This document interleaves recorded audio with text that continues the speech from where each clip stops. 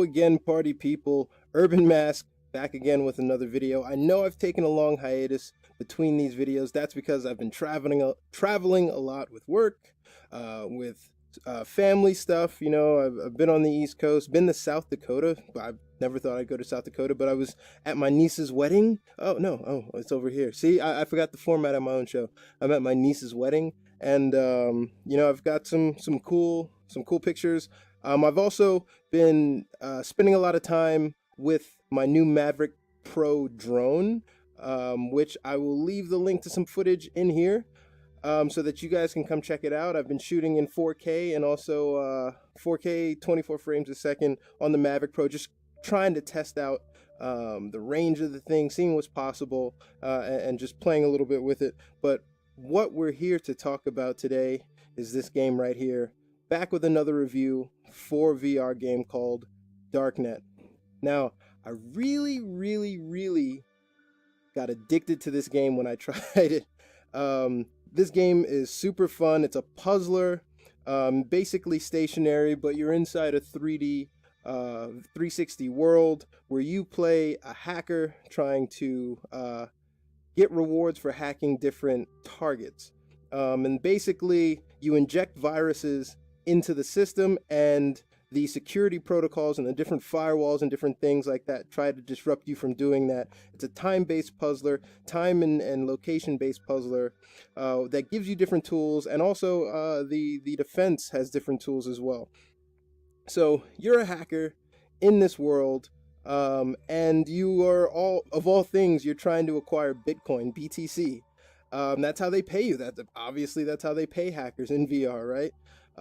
And as you go along, you get more Bitcoin, you get to access a few more tools and weapons, you get a bit more starting money to buy things like hydras, which break down firewalls, to buy things like worms. So basically what a worm is like you hack an initial node and you plug a worm in, and the worm basically does an auto hack to the most vulnerable systems, things that aren't protected by shields or firewalls.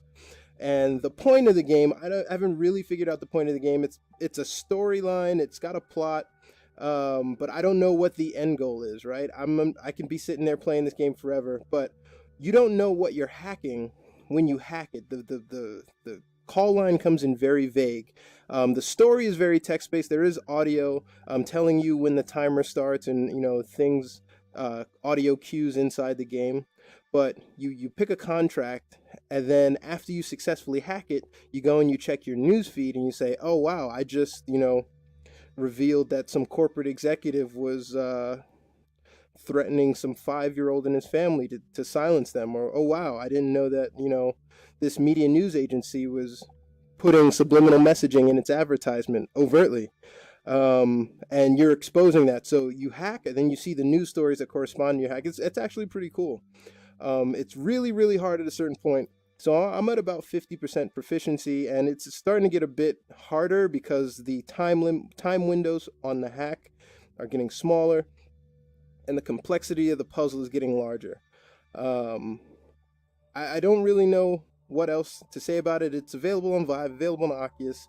It is available on Oculus Go. If you've got an Oculus Go, you should pick this game up because it's really cool and really fun to play and really addicting. You can definitely play this, you know, leisurely. But once you get started, once the timer on the map starts, you probably don't want to pause it for anything because you're going to kind of forget where you are. So I've had points to where I've missed phone calls, or people have been knocking at my door, and I've been like, fuck off, I'll go answer it in a second. So once you're in, you're pretty much committed for however long it takes you to successfully finish the hack. Gameplay is fun.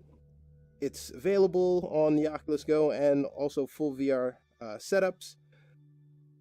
The only thing I would say is that this could easily be a web-based game, right? This could be a 2D sort of game that they've just ported over to VR. Doesn't take away from the value of the game at all, but graphically it's not very, you know, dazzling. It's pretty cool, it's really clean, there's no buffering, it's pretty smooth, but it doesn't like push the boundaries of VR very much. It's extremely fun. Like I said, it's addictive, and it's pretty intuitive once you get it. There's some, you know, tricks of the trade that are available once you kind of get into it, but if you haven't played it, I can't really speak to that for you, right? Like there's some coding tablet hints, like once you hack something you get a hint to the code behind you that unlocks, you know, extra money or, you know, free worms or stuff like that. But all in all, I would give this game a 4 out of 5. And that's, I'm being nice there, but a 4 out of 5. This game is definitely worth whatever it is on the Oculus Store or whatever it's on HTC Vive at the moment. Because when I bought it, I was kind of debating, but then the amount of time I spent playing it, this game completely paid for itself. It's super fun, and it's one of those casual arcade style puzzle games that you don't have any problem hopping in and hopping out and then picking up a week later or 2 days later and not forgetting how to play. So Darknet, you've got my vote. This is a definite addition to the library. Thanks you guys for watching. Please make sure you subscribe, click all the buttons, do that whole dance. I'm going to leave some links below to the drone footage. I'm not going to leave any links to the wedding stuff. Those of you who know me can ask me directly for those. But yeah, make sure you click the button, you know, do that whole dance. And as usual, thanks for watching. Later.